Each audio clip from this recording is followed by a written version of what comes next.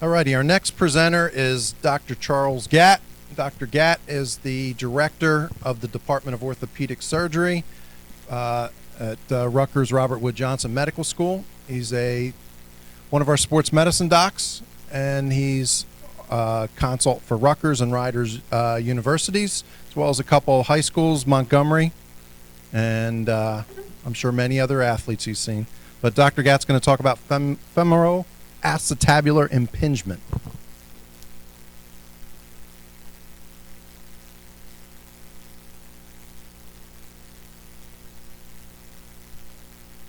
Every time. Okay, there we go. All right. So today I'm going to talk about femoral acetabular impingement. No disclosures with my talk. And so we'll try to answer a little bit today about what is femoral acetabular impingement, what are the treatment options that we have right now, and can arthroscopic hip surgery alter the natural history of FAI? So first is, what is femoral acetabular impingement? It's interesting. For better or for worse, I've been in practice long enough that I've seen the evolution of hip arthroscopy from a point where I actually did a couple of them when I was a fellow over 20 years ago, and at best we could get into the hip joint and maybe see a labral tear and maybe shave it out. And it was a little analogous to what I saw the evolution. I watched the evolution of shoulder arthroscopic surgery develop, and now I'm seeing us go through the same thing in hip surgery, where just getting an arthroscope into the joint and doing a little bit of work has turned into a very complex science. So I would tell you that it's been an evolution over the last 20 years in terms of what we know about the hip. The labrum, if you think of how important we consider the labrum in the shoulder, when I first started, nobody considered the labrum of the hip important at all. And now we're to a point where people are actually doing labral reconstruction. So everything, I think it's an evolving science, and we have to understand that a lot of the procedures that are being done are still in the developmental stage, and we don't know what the long-term outcomes are going to be. So there's a lot to offer athletes in terms of what we can do surgically to fix their hip pain. I think, as always, we have to make the proper diagnosis, and that can be very challenging in the hip, and then provide the right treatment, but not overpromise what we can deliver. So really what femoral acetabular impingement is, it's abnormal contact between the acetabulum and the femoral head-neck junction. So the hip is a round ball inside a relatively deep socket, but sometimes because of abnormal morphology of the socket or the femoral head, there is impingement where the ball is rubbing on the socket, and it starts to erode or tear the labrum. So labral tears, again, where we used to think of them mostly as traumatic type injuries, almost like a meniscus tear, now that's being thought of like no labral tear is just an isolated labral tear. There's labral tears in association with abnormal morphology in the hip, and that was never even considered, 15 years ago. And then there's the recurrent impingement. We have athletes whose positions require the hip to be in high degrees of hip flexion with a lot of rotation. And so again, this abnormal morphology and the abnormal pressure is going to lead to changes in the hip joint and cartilage damage and damage to the labrum. So there's two types of femoral acetabular impingement that we focus on. And the one that has definitely received the most attention is Cam impingement, probably because it's easier to see on x-ray, number one, and it's easier to treat surgically, number two. But it's a femoral-based disorder. And essentially what's happening, the way I describe it to patients, is that if you think of the hip as a ball inside a deep socket on what we call the femoral head-neck junction. So let me just make sure I don't change the slide here, the pointer. So typically the femoral head is a round ball inside a deep socket with kind of a scallop where the neck joins. But in some people, and sometimes it's primary and sometimes it's acquired, you start to develop an exostosis of bone, or the hip is just shaped in such a way so that there's a knuckle of bone at where the cartilage ends and the neck begins. So instead of having this scallop of bone that's concave, we have this convexity of bone. So as the hip goes into high degrees of flexion, you can see what would happen. That bump of bone is going to start to rub on the labrum, which is the edge of the socket, and also start to shear off the cartilage on the very edge of the acetabulum. So when I go in arthroscopically and I see labral tears, I'll either see fraying or longitudinal tearing of the labrum. Sometimes we'll see the labrum actually separated from the acetabulum. And also, starts to see the articular cartilage delaminate from the underlying subchondral bone. And most of these injuries occur in the front part of the hip where high degrees of flexion occur. And to think about, there's two types. So there's primary cam lesions. In other words, people are just genetically born with a hip that is out of round. And then there's people that we'll see later that are developing acquired because they put their hip into positions that will lead to this abnormal growth of the hip. Just like, if we look at pitchers, right, who have kids who've been pitching since they were 5 years old, they have different retroversion of their humeral heads than do kids who don't pitch. Well, now we're seeing the same thing in athletes who start off in the at-risk sports at a very young age. But we see this pretty commonly now in young and athletic males. And then the second kind, which I think is a little bit more challenging to diagnose and a little tougher to understand, is pincer impingement. So this is an acetabular or socket-based type of impingement on the hip. So you have a normal round head, but the edge of the acetabular or the acetabular rim either overhangs or, and then as the hip comes into flexion, you get abnormal pressure on the front part of the head-neck junction. The labrum gets compressed still because the bone is sticking out further than it should normally, and that's where we're seeing that damage.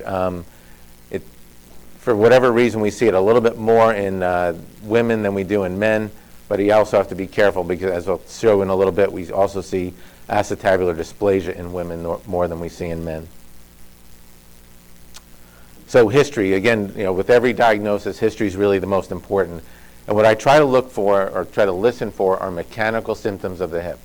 Just like Dr. Swan was talking about stress fractures where it's activity-related pain. This is activity-related mechanical symptoms. Patients report clicking, snapping, popping, and catching in the hip. One of the most common things they'll say is if I sit for a long time and then get up, I feel like my hip is getting stuck. Or another really common complaint is moving their leg in and out of the car. So things that involve flexion and rotation of the hip tend to cause these mechanical symptoms. Now, a fair number of people also report some gluteal pain or trochanteric pain. I tell them if you have labral pathology, that is groin pain. The other things that you're feeling around your hip, it's either another problem or it's compensatory. So you have to listen very carefully to the history. And the one that we see the most that you hear in all the meetings is patients say, if you ask, where does my hip hurt? They put their hand on their hip like this, and they call that the C sign. They put their thumb on their trochanter, their index finger on the groin, and they say, this is where my pain is. It's referred to as a C sign. You'll see it all the time in the patients that have labral pathology. So physical examination. So again, it goes along with what we talked about with the impingement symptoms. As I examine the patients, I find that as I bring their hips up into high degrees of flexion, that's going to cause the pain. So I can get them from 0 to about 90 pretty easily, but around 90, that's where they either start to guard or stop, or I physically just can't get them past that point. I've seen some offensive linemen who have what we call protrusio acetabulum, where the hip is really deep inside the socket and their acetabulum is overhanging a lot. I mean, their hips just don't go past 90 degrees. And when you think about the stance that they have to get into, to start off the play, they're already forcing their hips. So that's probably one of the problems. The anterior impingement test, I find this to be the most reliable. I put the patients on the exam table. I bring their hip up into flexion where I can get them comfortably. I start them off in abduction and external rotation, and then I kind of continually axially load the hip and bring their hip into adduction and internal rotation. And you can see right about when I get to the mid-sagittal plane, that's where they'll wince or they'll jump and feel like that's where they say, that's the pain that I get. That it almost replicates their symptoms. So it's very helpful, and physical examination is really important because I think, again, as we think about it, nobody even, when I was first in training, no one even mentioned labral tears in talks. It wasn't even part of a differential diagnosis.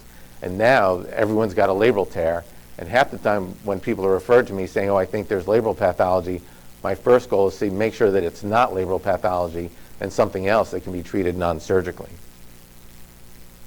So after we've done a physical examination, we're going to get some routine x-rays. So the AP pelvis is the first x-ray I get. The one nice thing about it is that you can compare both hips, see the right and the left hip and see if there's a difference in the two. We can look for signs of stress injury like Dr. Swan mentioned, but if I'm focusing on the on FAI or labral pathology, I'm going to look at the normal acetabulum. So this would be a relatively normal hip. There might be a touch of acetabular overhang here, but not a lot. The general hip looks pretty good. One of the things we'll look for is called a crossover sign. So again, most of the acetabular pathology that's going to cause FAI is in the anterior superior quadrant of the acetabulum. So normally the acetabulum is anteverted. They talk about retroversion of the acetabulum, but really what we see is a little bit of hypertrophic bone on the anterior superior acetabulum. So the anterior acetabulum crosses over the posterior acetabulum, which isn't normal. In a normal hip, these lines will almost be parallel with each other. So that would be an indication that there's a bony cause for a pincer acetabular impingement. The other thing that we have to watch for, and this is especially in female athletes or females in general, is acetabular dysplasia. As you can see on the right side, we have a normal hip seated in a relatively normal socket. On the left side, you can see how shallow the acetabulum is. So again, if we do an MRI in this patient, what we see is overgrowth or hypertrophy of the acetabular labrum to compensate for the deficiency of the labrum. So taking that labrum out, there was kind of a little run of that going on, can actually lead to more instability of the hip, because now you're taking an uncovered hip that has a hypertrophied labrum to try to provide some stability and take that out, and that becomes a bigger problem. So identifying acetabular dysplasia and staying away from labral work on those patients is important. What really solves this patient problem, if they need it that badly, is a periacetabular osteotomy, where they cut and rotate the acetabulum to make the socket deeper, or just waiting until this becomes a problem much later in life and getting a hip replacement. Then on the lateral view is where we're going to look for the Cam lesion. So this is an extended femoral neck lateral or a frog lateral type of X-ray. And so again, what we're normally looking for is the hip to kind of scallop out right here. Instead, we see a little bit of convexity to what we call the femoral head-neck junction. So again, as this patient comes up into high degrees of hip flexion, that's where they're going to impinge on the acetabulum. And then the other popular view is called the Dunn view, which is another view. This patient sustained some trauma, but also has an exostosis at the femoral head-neck junction, and that's what we look for. Now, in this patient, we also see a little bit of acetabular overhang. So I said we have Cam impingement and pincer impingement. They're not necessarily exclusive. There's a lot of patients that have pathology on both sides, the acetabulum and the femoral side. So when we look at looking for Cam impingement, and this one's important because actually it helps me get surgery authorized by insurance companies. The definition of a Cam lesion is an alpha angle greater than 55 degrees. So this is a better example of a hip that's not completely round. We draw a perfect circle, we make a circle in as round of hip as we can, and measure where it loses the complete circle. And so the further this goes up here, the bigger the alpha angle is. That's from the neck to this loss of sphericity, and is greater than 55 degrees. That's a definition of a Cam lesion. So I try to document that because it's Aetna and a couple of other companies say if you don't document that, we don't pay for femoroplasty, which I'll get into later.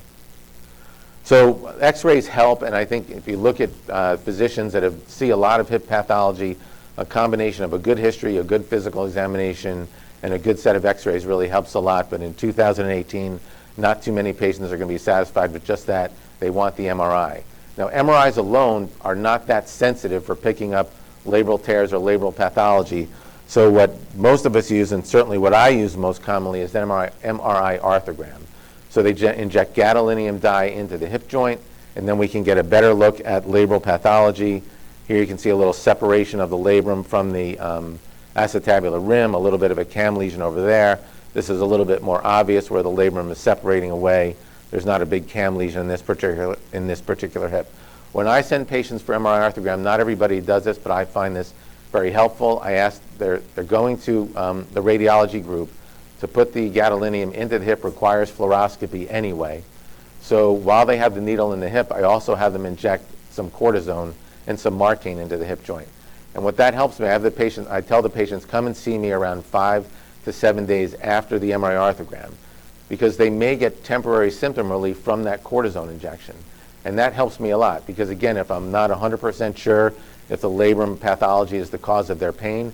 If they get really good symptom relief from that injection and it lasts 2 days or 5 days or 3 weeks, I can be a little bit more convinced that their pathology is coming from intra-articular and that a hip arthroscopy has the potential to help them. If I get zero symptom relief from that injection whatsoever, I need to rethink what I'm looking at and say, is there another cause for their hip pain? And I think that's, in my hands, that's an important diagnostic tool.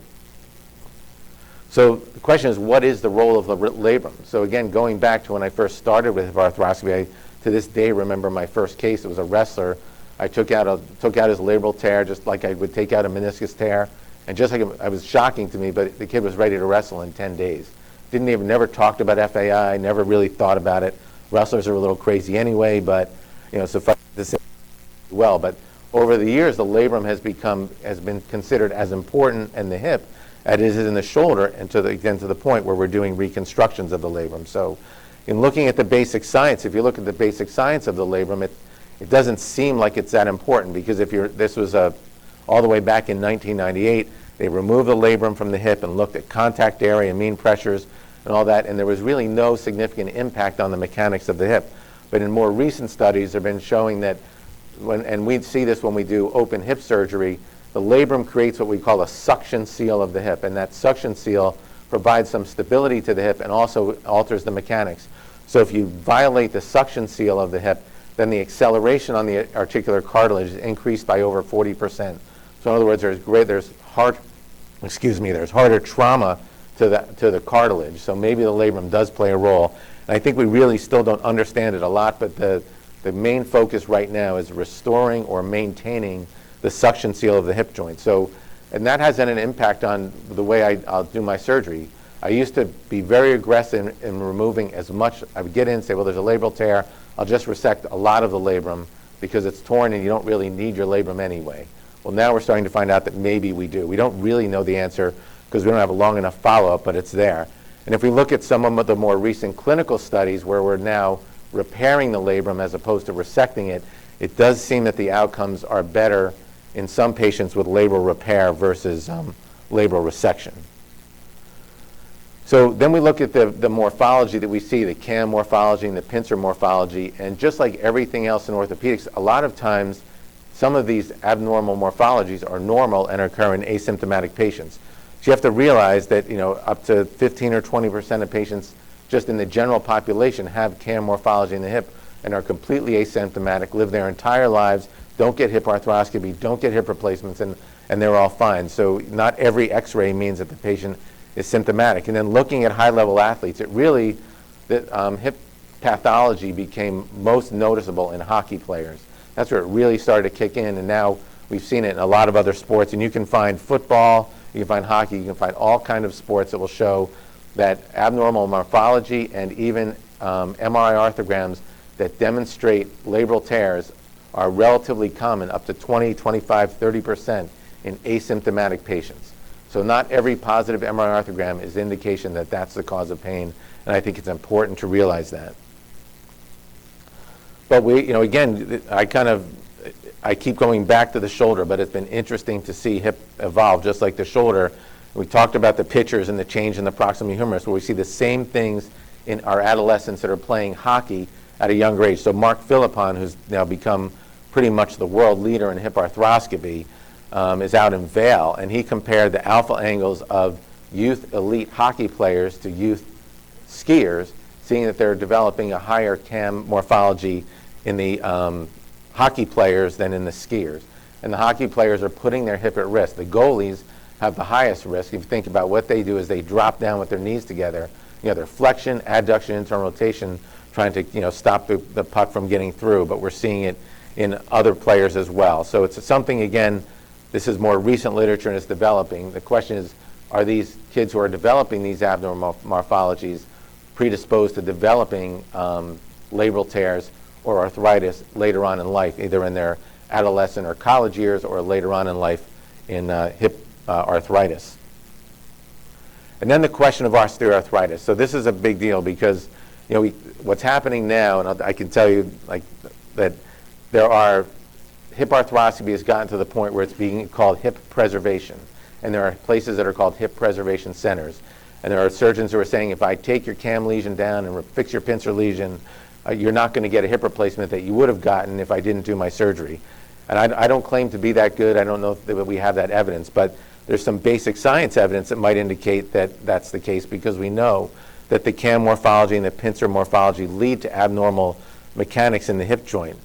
And then if we look at this is an interesting study. This is mostly out of rheumatology, where if you looked at patients when they were younger, if they have abnormal alpha angles, their risk of total hip arthroplasty did increase over time.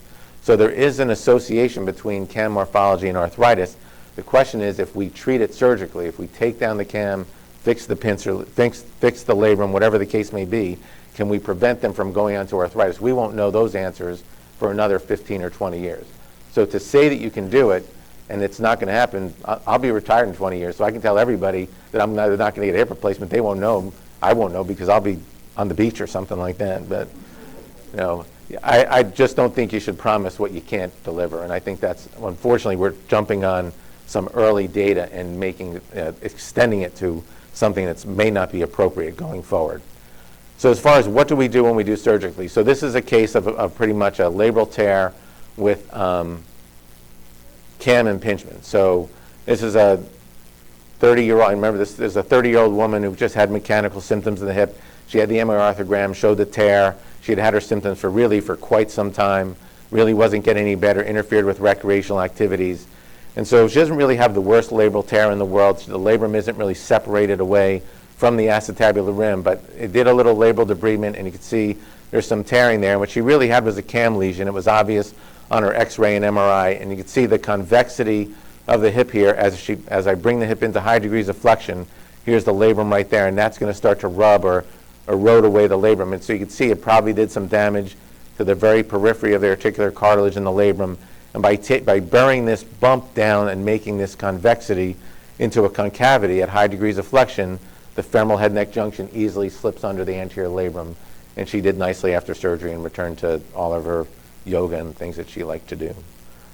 On the pincer side, it's a little bit different because you don't really see as much labral tearing and pathology as just see some abnormal, kind of fraying of the labrum, and we'll start to see the acetabulum, what we call the chondrolabral junction, where the labrum joins the articular cartilage, some softening or some erosion of that cartilage.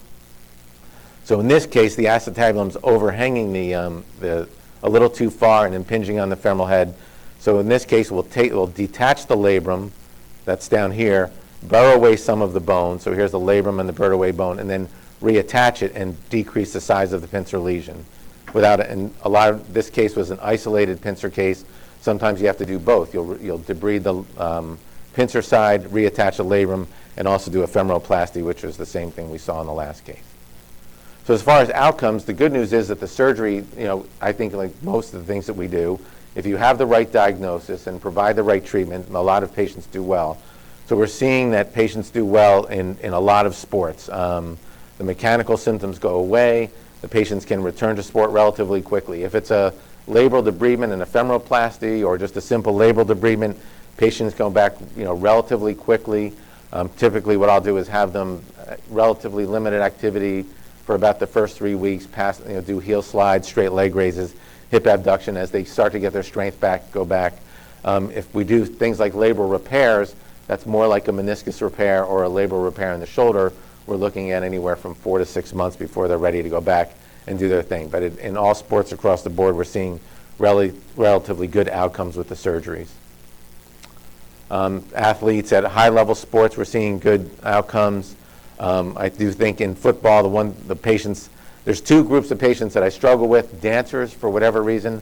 I don't know if there's a combination of instability in their hip combined with FAI or labral tears, but dancers seem to struggle to get back 100%, and football linemen also struggle quite a bit. Again, I think it's because they're probably the shape of their hips, and it's tough to really get them back into that position. They're so big, but it can be a challenge.